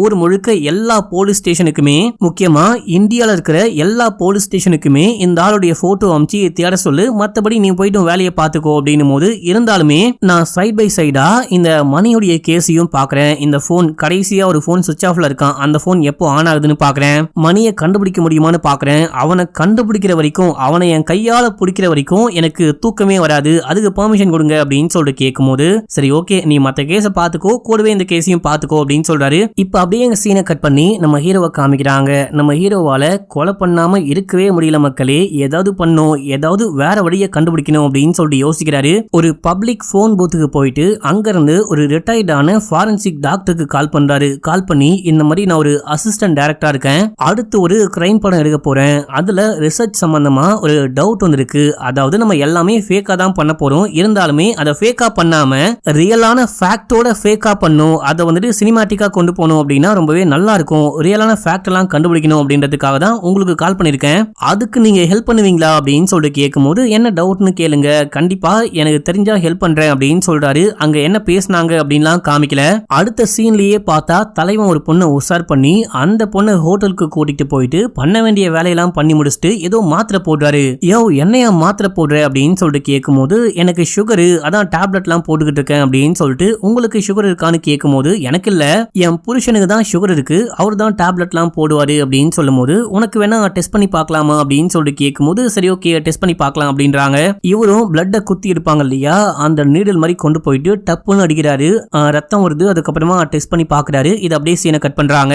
இப்ப அப்படியே சீன் கட்டாது. நம்ம போலீஸ் வந்துட்டு ஃபேமிலியோட இருக்காரு. அப்ப அவருக்கு வந்துட்டு இந்த கேஸே மைண்டுக்குள்ள ஓடிக்கிட்டு இருக்கு, எத்தனை பொண்ணுங்க பாதிக்கப்பட்டிருக்காங்க, ஆனா அந்த கொலைகாரனை பிடிக்கவே முடியல, கடைசி மினிட்ல அநியாயமா தப்பிச்சு ஓடி போயிட்டானே அப்படின்னு சொல்லிட்டு அந்த விஷயமே மைண்டுக்குள்ள ஓடிக்கிட்டு இருக்கு. அந்த பொண்ணுங்களுடைய போட்டோ எல்லாம் பார்த்து செமையா ஃபீல் பண்ணிட்டு இருக்காரு. இந்த டைம்ல நம்ம ஹீரோ இன்னொரு பொண்ணை கூப்பிட்டு வெளியே எங்கேயோ போயிட்டு இருக்காரு. போற வழியில இன்னும் நிறைய டைம் இருக்கு இல்லையா, நீ ஆபீஸ்க்கு போக, நான் போயிட்டு ஒரு தம் போட்டு வரேன் அப்படின்னு சொல்லிட்டு இறங்கி போக, அப்ப இந்த பொண்ணு சும்மா காருக்குள்ள என்ன விஷயம் இருக்குன்னு பார்க்கும்போது ஒரு பழைய மாடல் கீபோர்ட் போன் இருக்கு. அந்த போன் எடுத்து ஆன் பண்றாங்க. ஆன் பண்ணா நல்லாவே ஒர்க் ஆகுது. இந்த மொபைல்ல இருந்து தன்னுடைய மொபைலுக்கு ஒரு ஒரு மிஸ்டு கால் கொடுக்குறாங்க. மேபி அந்த போன் எடுக்கல அப்படின்னா இந்த போனுக்கு கால் பண்ணி பார்க்கலாம் அப்படின்னு சொல்லிட்டு இப்ப அப்படியே எங்க சீன் கட் ஆகுது. நம்ம போலீஸுக்கு இந்த தகவல் கிடைக்குது. கடைசியா ஒரு பொண்ணு காணாம போனாலே அந்த பொண்ணுடைய போன்ல இருந்து அனகான ஒரு பொண்ணுக்கு போன் போயிருக்கு. அதுவும் ஒரே செகண்ட் தான் போயிருக்கு. அது ஒரு மிஸ்டு கால் தான். அதுக்கப்புறமா அந்த போன் அந்த காணாம போன பொண்ணுடைய போனையே ஆஃப் பண்ணிட்டு இருக்காங்க அப்படின்னு சொல்லிட்டு தகவல் கிடைக்க இப்போ அனகாவுடைய வீட்டுக்கு போறாங்க. நம்ம ஹீரோ கூட கார்ல ஒரு பொண்ணு போனா பாத்தீங்களா, அந்த பொண்ணுடைய பேர் தான் அனகா மக்களே. வீட்டுக்கு போயிட்டு விசாரிச்சா அந்த பொண்ணுடைய புருஷனுடைய தம்பி இருக்காரு. அண்ணி திடீர்னு காலையில தூங்கி எந்திரிக்கும் போது இறந்து போயிட்டாங்க. தூக்கத்திலேயே அவங்களுக்கு ஹார்ட் அட்டாக் வந்திருக்கு. என்ன விஷயம் ஏது விஷயம் அப்படின்னு சொல்லிட்டு கேட்கும் போது இவருக்கு இப்போ என்ன பேசுறது அப்படின்னே புரியல. அதுக்கப்புறமா அந்த பாடியை ரீபோஸ்ட் மாற்றம் பண்ணி பார்க்கும்போது அந்த பொண்ணுடைய உடம்புல இருந்து ஒரு சின்ன கெமிக்கலை கண்டுபிடிச்சிருக்காங்க. இந்த மாதிரி ஒரு பிளான்ல இந்த மாதிரி ஒரு பேட்டர்ன்ல இதுக்கு முன்னாடி நான் கொலையை பார்த்ததே கிடையாது. கண்டிப்பா இது நேச்சுரல் டெத் கிடையாது, கொலைதான்னு டாக்டர் கன்ஃபார்ம் பண்றாரு. ஒரு வித்தியாசமான கெமிக்கல். அந்த கெமிக்கலை நம்ம உடம்புக்குள்ள குறிப்பிட்ட லெவலுக்கு செலுத்தணும் அப்படின்னா அது ரொம்ப நேரம் கழிச்சு ஹார்ட் அட்டாக் வந்து இறந்து போவாங்களாம். கொஞ்சம் அதிகமா செலுத்திட்டோம் அப்படின்னா கூட உடனே இறந்து போக வாய்ப்பு இருக்கு அப்படின்னு சொல்றாரு. ஆனா இந்த மாதிரி ஒரு கொலையை இந்த மாதிரி ஒரு டெத்தை இது வரைக்கும் இந்தியா முழுக்க எங்கேயுமே ரெக்கார்ட் பண்ணவே இல்லை அப்படின்னும் போது சரி இந்த சாதாரண கான்ஸ்டபிள் மணி வந்துட்டு எப்படி இந்த அளவுக்கு யோசிக்கிறான் அப்படின்னு சொல்லிட்டு கேட்கும் போது கண்டிப்பா அவனுக்கு தெரிஞ்சிருக்க வாய்ப்பு இருக்கு. எப்படி அப்படின்னா ஃபாரன்சிக் டாக்டர் நல்லா ஃபாரன்சிக்ல பெரிய பெரிய அதிகாரிகள் இருப்பாங்க பாத்தீங்களா, அவங்களுக்குலாம் இதை பத்தி நல்லா தெரிஞ்சிருக்க வாய்ப்பு இருக்கு. எப்படிலாம் ஒருத்தவங்க இறந்து போக வாய்ப்பு இருக்கு, எப்படிலாம் மனுஷனை இன்னொரு மனுஷன் கொலை பண்ண வாய்ப்பு இருக்கு அப்படின்லாம் படிப்பாங்களாம். அப்படி படிச்ச விஷயத்த ஏதோ ஒரு சிச்சுவேஷன்ல வந்துட்டு இந்த மணி கிட்ட சொல்லியிருக்க வாய்ப்பு இருக்கு. அந்த விஷயத்தை இந்த மணி கரெக்டா ஃபாலோ பண்றான் போல அப்படின்னும் போது இப்ப நமக்கு காமிக்கிறாங்க நம்ம ஹீரோ இதுக்கு முன்னாடி ஒரு ஃபாரன்சிக் டாக்டருக்கு கால் பண்ணி நான் ஒரு அசிஸ்டன்ட் டைரக்டர்னு பேசினாரு பாத்தீங்களா, கொலை பண்ணும் போது நம்ம கொலை பண்ணோம் அப்படின்ற விஷயமே தெரியக்கூடாது, அவங்க லேட்டா தான் இறந்து போகணும் அப்படின்னு சொல்லிட்டு ஒரு கதையை சொல்லி கேட்கும் போது அவரு ஐடியா கொடுத்திருப்பாரு. இந்த மாதிரி விஷயத்தை யூஸ் பண்ணிக்கோங்க. அதாவது ஒரு கெமிக்கல் இருக்கு, அந்த கெமிக்கலை கடையில வாங்கணும் அப்படின்னு சொல்லிட்டு அவசியமே கிடையாது. ஒரு மூலிகை செடியில இருந்து அந்த சாரை பிரிச்சு எடுத்து அதை ஒரு கெமிக்கலோட கலந்து அதை இந்த எம்எல் அளவுக்கு போட்டோம் அப்படின்னா 10-15 மணி நேரம் கழிச்சு ஹார்ட் அட்டாக் வந்து இறந்து போவாங்க. அதிகமான லெவலுக்கு செலுத்திட்டோம் அப்படின்னா உடனே இறந்து போவாங்க அப்படின்னு சொல்லிட்டு அவர் தான் சொல்லியிருப்பாரு. இது நல்ல ஐடியாவா இருக்கு, நம்மளும் மாட்ட மாட்டோம். அவங்க இறந்து போறாங்க அப்படின்ற விஷயம், அவங்க கொலை பண்ணப்படுறாங்க அப்படின்ற விஷயம் நமக்கு மட்டும்தான் தெரியும், வேற யாருக்கும் தெரியவே தெரியாது அப்படின்னு சொல்லிட்டு இந்த பிளானை போட்டு இந்த பிளானை பக்காவா எக்ஸிக்யூட் பண்ணிக்கிட்டு இருக்கிறவரே நம்ம ஹீரோ தான். இதே டைம்ல போலீஸும் கண்டுபிடிக்கிறாரு. ஒன் பை ஒன்னா நிறைய பேர் இந்த மாதிரி மர்மமான முறையில இறந்து போயிருக்காங்க. நம்ம ஊருக்குள்ள சில பேர் இந்த மாதிரி மர்மமான முறையில ஹார்ட் அட்டாக் வந்து இறந்து போயிருக்காங்க இல்லையா, நிறைய பேர் காரணமே இல்லாம இறந்து போயிருக்காங்க. இந்த கொலைகாரன் தான் இந்த மாதிரி கொலை பண்றான் போலன்னு கெஸ் பண்றாரு. இப்போ இந்த எல்லா விஷயத்தையுமே சீஃப் கிட்ட எக்ஸ்பிளைன் பண்ணிட்டு இருக்காரு. அது மட்டும் இல்லாம நம்ம ஊர்ல இல்லாம தமிழ்நாட்டிலையும் இதே பேட்டர்ன்ல கொலை நடக்க வாய்ப்பு இருக்கு. அந்த மணி கொலைகாரன் வந்துட்டு தமிழ்நாட்டுல கூட மறைஞ்சிருக்க வாய்ப்பு இருக்கு. அதனாலதான் நான் ஸ்டான்லிக்கும் கால் பண்ணி சொல்லிட்டேன் அப்படின்னும் போது அவருக்கு கால் பண்ணி சொல்ல இவரு அடுத்த பொண்ணுடைய வாழ்க்கையில விளையாடலாம் அப்படின்னு சொல்லிட்டு அந்த பொண்ணை கூட்டிட்டு போயிட்டு சாப்பிட்டுக்கிட்டு இருக்காரு. நைட்டு ரூம் புக் பண்ணிருக்கேன், நம்ம போயிட்டு கஜகஜா குஜுகஜான்னு பேசிட்டு இருக்க இந்த போலீஸ்காரி இந்த விஷயத்த கால் பண்ணி சொன்னோன்னே ஷாக் ஆயிட்டு அங்க இருந்து கிளம்புறாரு. நம்ம என்ன பண்ணாலும் ஒன் பை ஒன்னா இந்த ஆளு கண்டுபிடிக்கிறானே அப்படின்னு சொல்லிட்டு என்ன பண்ணலான்னு பயங்கரமா உட்காந்து யோசிக்கிறாரு. தம் அடிக்கும் போது அந்த ரவுண்ட் எல்லாம் விட்டு விளையாடுறாரு மக்களே. இருந்தாலும் தன்னுடைய மன தைரியத்தை விடாம நம்ம தொடர்ந்து பண்ணிட்டே இருக்கலாம். அந்த ஆளு தான் என்ன பண்ணாலும் நம்ம கிட்ட சொல்லாம பண்ண மாட்டானே, அதை வச்சு ஈஸியா தப்பிச்சுக்கலாம் அப்படின்னு சொல்லிட்டு அடுத்து ஒரு ஆன்டியை உசார் பண்ணி அந்த ஆன்டி கூட வெளியே சுத்திக்கிட்டு இருக்காரு. முதல்ல பொறுமையா பேசுவாரு, அதுக்கப்புறமா கொஞ்சம் டைம் எடுத்து ரூமுக்கு கொண்டு போயிட்டு அதுக்கப்புறம் தான் கொலையே பண்ணுவாரு. சோ இப்பதான் ஒரு லேடி கிட்ட பேசவே ஆரம்பிச்சிருக்காரு அப்படின்னு சொல்லிட்டு காமிக்கிறாங்க. இதே டைம்ல நம்ம போலீஸும் கூட அந்த அசிஸ்டன்ட்டும் எங்கேயோ போயிட்டு இருக்காங்க. போயிட்டு இருக்கும் போது மோஸ்ட்லி பாதிக்கப்பட்ட பெண்கள் எல்லாருமே இறந்து போயிட்டு இருப்பாங்க. ஒருவேளை பாதிக்கப்பட்ட பெண்கள்ல சில பேர் தப்பிச்சிருந்தாங்க, அந்த கொலைகாரங்கிட்ட இருந்து தப்பிச்சிருந்தாங்க அப்படின்னா கூட வெளியே வந்து யாரும் சொல்ல மாட்டாங்க. ஏன்னா பாதிக்கப்பட்டது பெண்கள், வெளியே வந்து சொன்னா அவமானமா இருக்கும், அசிங்கமா இருக்கும், இந்த சொசைட்டி நம்மளை எப்படி பார்க்கும் அப்படின்னு சொல்லிட்டு யோசிப்பாங்க. சோ அதனாலேயே கண்டிப்பா வெளியே சொல்ல வாய்ப்பே கிடையாது அப்படின்னு சொல்லிட்டு இந்த அசிஸ்டன்ட் சொல்லிட்டே இருக்கும் போது அப்ப நம்ம போலீஸுக்கு ஏதோ ஸ்ட்ரைக் ஆகுது. மறுபடியும் கிளம்பி ஸ்டேஷனுக்கு போறாரு. எல்லா விஷயத்தையும் ஃபர்ஸ்ட்ல இருந்து பாக்குறாரு, எல்லா ரிப்போர்ட்டையும் ஃபர்ஸ்ட்ல இருந்து பாக்குறாரு. இப்போ நேரா கிளம்பி இதுக்கு முன்னாடி ஒரு பையனை போயிட்டு மீட் பண்ணிருப்பாரு. அந்த பையன் கூட போனு காணாம போச்சு அப்படின்னு சொன்னா இல்லையா, அந்த பையன் கிட்ட விசாரிக்க இப்ப எதுக்கு மறுபடியும் வந்திருக்கீங்க அப்படின்னு சொல்லிட்டு அந்த பையன் கடுப்பாகிறான். எனக்கு தெரிஞ்ச எல்லாமே சொல்லிட்டேன், இதுக்கப்புறம் உங்களுக்கு என்னதான் வேணும் அப்படின்னு சொல்லிட்டு கேட்கும் போது தம்பி அந்த போனை யூஸ் பண்ணது உன்னுடைய அம்மா கிடையாது, உன்னுடைய தங்கச்சி அப்படின்னு சொல்லிட்டு எனக்கு நல்லாவே தெரியும். உன்னுடைய தங்கச்சி ஒரு லேப்ல ஒர்க் பண்ணிருக்கா, டெய்லி பஸ் ஏறி ஒரு ஸ்பாட்டுக்கு அந்த பொண்ணு எங்க ஒர்க் பண்றாலோ அங்க போயிட்டு வந்திருக்கா. 2-3 வருஷத்துக்கு முன்னாடி திடீர்னு அந்த இதுவும் ஸ்டாப் ஆயிருக்கு, போனும் சுவிட்ச் ஆஃப் ஆயிருக்கு. இது வரைக்கும் நாங்க கண்டுபிடிச்சிருக்கோம், இதுக்கப்புறம் விசாரிக்கணும் அப்படின்னா உன் தங்கச்சி கிட்ட போயிட்டு விசாரிக்கவா இல்ல நீயே சொல்றியான்னு கேட்கும்போது நானே சொல்றேன் அப்படின்னு சொல்றாரு. தங்கச்சி வந்துட்டு பாத்தீங்கன்னா வேற ஏதோ ஒரு ஆளை லவ் பண்ணிருக்கா. லவ் பண்ணது மட்டும் இல்லாம அந்த ஆளு ஏமாத்திட்டு போயிருக்கான். எல்லாமே பண்ணி முடிச்சுட்டு ஏமாத்திட்டு போயிருக்கான். இது அண்ணனுக்கும் குடும்பத்துக்கும் தெரிய வர இது வெளியே தெரிய வந்தா அவமானமா போயிடும் அப்படின்னு சொல்லிட்டு அந்த போனை தூக்கி போட்டு காணாம போயிருச்சு அப்படின்னு சொல்லியிருக்காங்க. அதுக்கப்புறமா இதை மறைச்சு வேற யாருக்கும் கல்யாணமும் பண்ணி கொடுத்திருக்காங்க. இப்ப அந்த பொண்ணு புருஷன் கூட ஒரு சந்தோஷமான வாழ்க்கையை வாழ்ந்துகிட்டு இருக்கா. புள்ள புருஷன் அப்படின்னு சொல்லிட்டு அமைதியான ஒரு வாழ்க்கையை வாழ்ந்துகிட்டு இருக்கா. போயிட்டு நோண்டி விட்டுறாதீங்க அப்படின்னு.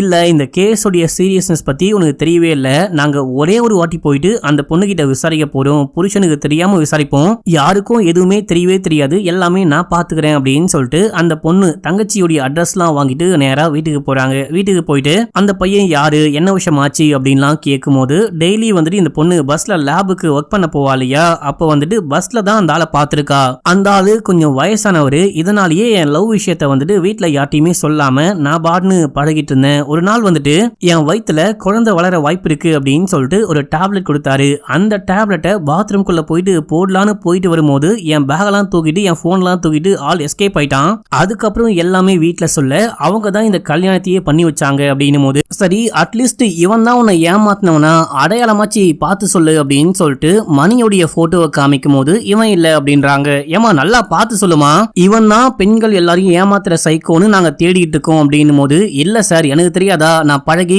ஏமாந்து போனவ, எனக்கு நல்லாவே அந்த ஃப்ராடு பையனுடைய முகம் ஞாபகம் இருக்கு அப்படின்னு சொல்றான். சரிம்மா நீ எப்படியோ தப்பிச்சிட்ட, நான் போயிட்டு ஒரு ஆர்டிஸ்ட கூட்டிட்டு வரேன், அந்த ஆள் எப்படி இருந்தாருன்னு மட்டும் வரைஞ்சு காமிக்க முடியுமா, வரைய சொல்ல முடியுமா அப்படின்னு சொல்லிட்டு கேட்க, ஏங்க இதுவே என் புருஷனுக்கு தெரியாம சொல்லிட்டு இருக்கேன், ஒருவேளை என் புருஷனுக்கு தெரிய வந்துச்சு அப்படின்னா அவ்வளவுதான், என்ன கொலையே பண்ணுவாரு, தயவு செஞ்சு கிளம்புங்க அப்படின்னும் போது சரி நீ எதுக்கு அந்த மாத்திரை அன்னைக்கு போடவே இல்லை அப்படின்னு சொல்லிட்டு கேட்கும் போது மேபி குழந்தை உருவானாலும் அந்த குழந்தைய வச்சுக்கிட்டு அவன் கூட ஒன்னா இருக்கலாம், கல்யாணம் பண்ணிக்கலாம் அப்படின்னா அந்த குழந்தைய கலைக்கவே இல்லை அப்படின்னு சொல்றாங்க. நீ மட்டும் அன்னைக்கு அந்த மாத்திரையை போட்டிருந்த அப்படின்னா போய் சேர்ந்திருப்ப, அது ஒரு விஷ மாத்திரை, அந்த மாத்திரையை சாப்பிட்டவங்க உன்ன மாதிரியே அவனால மயக்கப்பட்டு சாப்பிட்டவங்க 20க்கும் மேற்பட்ட பெண்கள் இறந்து போயிட்டாங்க. நீ சாவாம இருக்க அப்படின்னா அதுக்கு அந்த மாத்திரை சாப்பிடாத விஷயம் தான் காரணம், நிறைய பெண்கள் பாதிக்கப்பட்டிருக்காங்க. இன்னி வரைக்கும் அந்த கொலைகாரன் ஒன் பை ஒன்னா எல்லா பெண்களையும் கையில மாற்ற எல்லா பெண்களையும் இதே மாதிரி பேட்டர்ன்ல கொலை பண்ணிக்கிட்டு இருக்கான், பேட்டர்னை மாத்திலாம் கொலை பண்ணிக்கிட்டு இருக்கான். நீ ஹெல்ப் பண்ண அப்படின்னா கண்டிப்பா அந்த கொலைகாரனை பிடிக்க முடியும், புருஷன் இல்லாத சமயமா பார்த்து நாங்க ஒரு ஆர்டிஸ்ட கூட்டிட்டு வரோம், நீ ஹெல்ப் பண்ணு அப்படின்னும் போது அந்த பொண்ணு ஓகேன்னு சொல்றா. இதை விசாரிச்சுட்டு இந்த போலீஸ் டீம் இங்க இருந்து கிளம்ப அடுத்த சீன்லயே பார்த்தா நம்ம ஹீரோ நேரா கிளம்பி வீட்டுக்கு போயிட்டு அந்த குழந்தைய தூக்கி வச்சு கொஞ்சிக்கிட்டு இருக்காரு. இந்த ஆளு பாக்குற பார்வையை வச்சு அந்த பொண்ணு பயந்து போயிட்டா. பயந்து போன பொண்ணு நம்ம போலீஸுக்கு கால் பண்ணி இதுக்கப்புறம் வந்துட்டு என் வீட்டு பக்கமே வராதீங்க, என் புருஷனுக்கு நீங்க வந்துட்டு போன விஷயத்த யாரோ சொல்லிட்டாங்க, எப்படி சமாளிக்கிறது அப்படின்னே தெரியாம நான் ஏதோ பொய் சொல்லி வச்சிருக்கேன், தயவு செஞ்சு இந்த பக்கமே வராதீங்க அப்படின்னு சொல்ல, ஏமா அப்ப எப்படிமா அடையாளம் கண்டுபிடிக்கிறது அப்படின்னு சொல்லிட்டு கேட்கும் போது அது உங்களுடைய பொறுப்பு, அதுக்கு நான் ஒண்ணுமே பண்ண முடியாது அப்படின்னு சொல்லிட்டு போனை கட் பண்ணிட்டா. நம்ம ஹீரோ தான் பயமுறுத்தி கால் பண்ண சொன்னாரு போல. இப்ப அப்படியே எங்க சீன் கட் ஆகுது. நம்ம போலீஸ் என்ன பண்றாரு அப்படின்னா இந்த பொண்ணு டெய்லி ஒரு பஸ்ல ஏறி லேபுக்கு போனா ஒர்க்குக்கு போனா அப்படின்னு சொல்றாங்க பாத்தீங்களா, கரெக்டா ஒரே டைமுக்கு போயிருப்பா. அந்த டைம்ல எந்த பஸ் போச்சு, எந்த கண்டக்டர் டியூட்டிக்கு வந்தாரு அப்படின்னு சொல்லிட்டு பார்த்து அவரை கூட்டிட்டு போயிட்டு விசாரிக்கும் போது ஆமா ரெகுலரா அந்த பொண்ணு வருவா, அந்த பொண்ணு கூட சேர்ந்துட்டு ஒரு ஆளை பார்த்திருக்கேன், ஒரு மாதிரி எனக்கு கொஞ்சம் ஞாபகம் இருக்கு அப்படின்னு சொல்லும் போது ஆர்டிஸ்ட் எல்லாம் கூட்டிட்டு நாங்க வீட்டுக்கே வரோம், அங்க வரைஞ்சு காமிங்க அப்படின்னு சொல்லிட்டு வீட்டுக்கே கிளம்புறாங்க. போகும்போது ஹீரோக்கும் கால் பண்ணி சொல்ல, ஐயோ இந்த ஆங்கில நம்ம மறந்தே போயிட்டுமே அப்படின்னு சொல்லிட்டு லொகேஷன் அனுப்பிச்சு விடுங்க, நானும் கிளம்பி வரேன் அப்படின்னு சொல்லிட்டு இவரு கன்னோட கிளம்புறாரு. மேபி ஏதாவது பிரச்சனை வந்துச்சு அப்படின்னா எல்லாரையுமே கூண்டோட ஷூட் பண்ணி சாகரிச்சுட்டு நம்ம தப்பிச்சுக்கலாம் அப்படின்னு சொல்லிட்டு கன்னோட கிளம்புறாரு.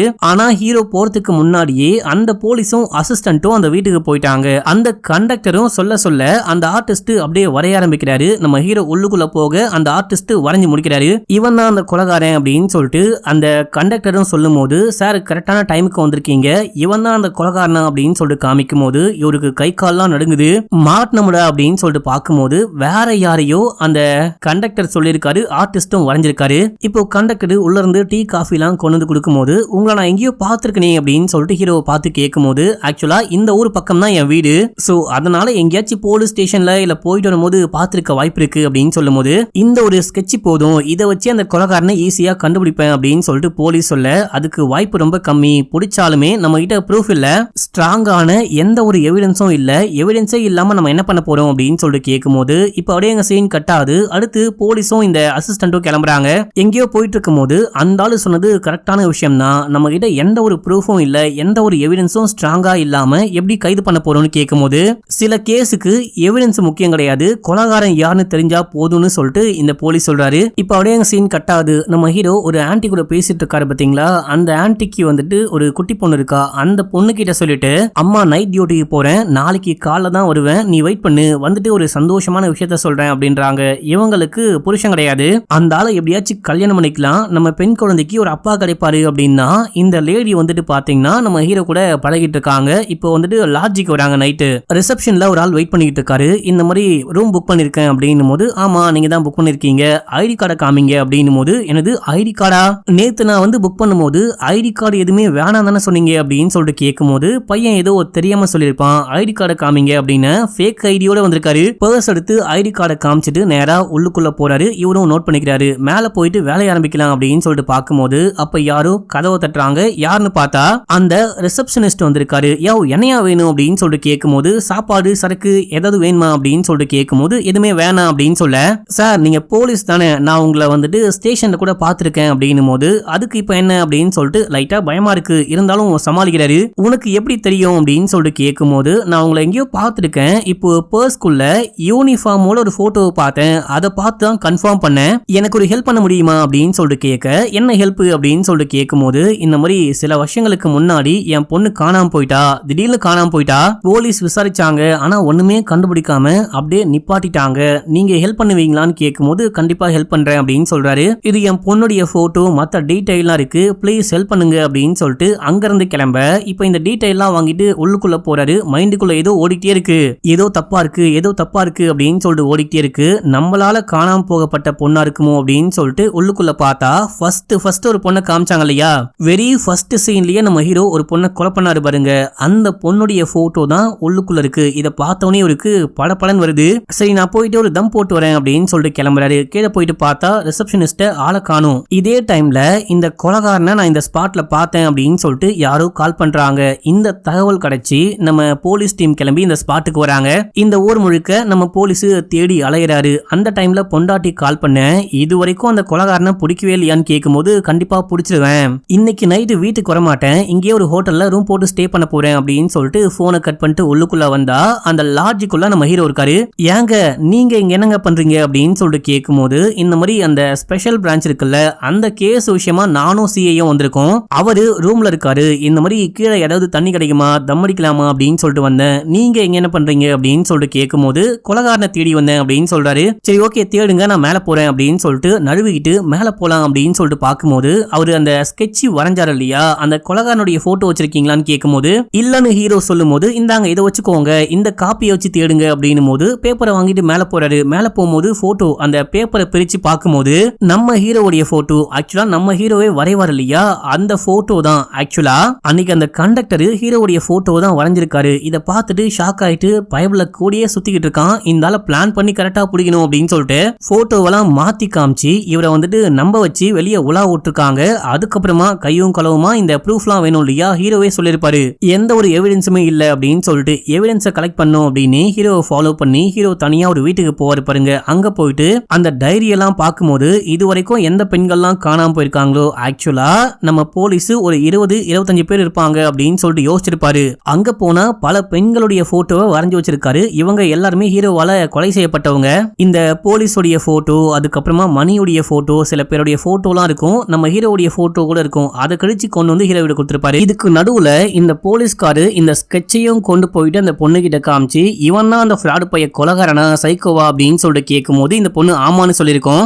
இப்ப இந்த விஷயத்தை பார்த்துட்டு ஹீரோ ஷாக் ஆகுறாரு. ரியல் டைம்ல இந்த விஷயத்தை பார்த்த ஹீரோ சரி இவனுக்கும் ஒரு பாயசத்தை போட்ட வேண்டியதான் அப்படின்னு சொல்லிட்டு அந்த சுகர் டெஸ்ட் பண்ற மிஷின் இருக்கு பாத்தீங்களா, அதுக்குள்ளதான் அந்த மருந்தையே இன்ஜெக்ட் பண்ணி வச்சிருப்பாரு. அதை வச்சுதான் எல்லா பெண்களையும் கொலையும் பண்ணிருப்பாரு, ஹார்ட் அட்டாக் வர வச்சு. இப்ப இதை வச்சு கொலை பண்ணலான்னு கீழே போயிட்டு குத்த ட்ரை பண்ணும்போது போலீஸ் புடிச்சிட்டாரு. இப்ப போலீஸ்க்கும் நம்ம ஹீரோக்கும் சரியான சண்டை. அந்த சண்டையுடைய முடிவுல இந்த போலீஸையே ஹீரோ கொலை பண்ண பார்க்கும்போது அப்படியே கழுத்தை பிடிச்சி பயங்கரமா நடிக்கிறாரு. இந்த டைம்ல வந்துட்டு பாத்தீங்கன்னா அந்த ரிசப்ஷனிஸ்ட் வந்து மண்டையிலேயே ஓங்கி ஒரே போடு ஹீரோ மண்டையிலேயே ரிசப்ஷனிஸ்டையும் அடிக்கிறாரு. இதுக்கு நடுவுல இந்த போலீஸ் எந்திரிச்சு போட்டு பொளந்து மண்டையில ஏற்கனவே காயம் பட்டிருக்கும். அது மட்டும் இல்லாம மண்டையை பிடிச்சி தரையில டமால் டமால்னு இடிச்சு நம்ம ஹீரோவை கொலை பண்றாரு. ஆக்சுவலா இவரு சொல்லிருப்பாரு பாத்தீங்களா, பாத்தீங்களா, என்னுடைய சர்வீஸ்ல 2 பேரை மட்டும் கைது பண்ணவே முடியல, பிடிக்கவே முடியல அப்படின்னு சொல்லிட்டு அந்த 2 பேரும் குற்றவாளிகள் தான், ஆனா எந்த எவிடன்ஸும் கிடையாது, ரொம்பவே மோசமான கிரைம்லாம் பண்ணிருக்காங்க அப்படின்னு சொல்லிட்டு அந்த 2 பேரையும் நம்ம போலீஸே கொலை பண்ணிருப்பாரு.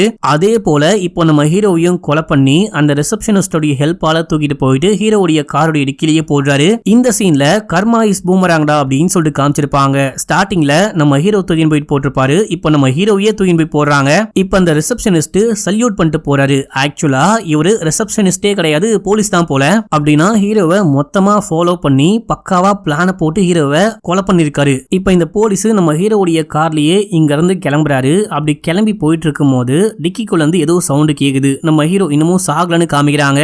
காமிச்சு இந்த படத்துடைய ஸ்டோரியும் முடிக்கிறாங்க.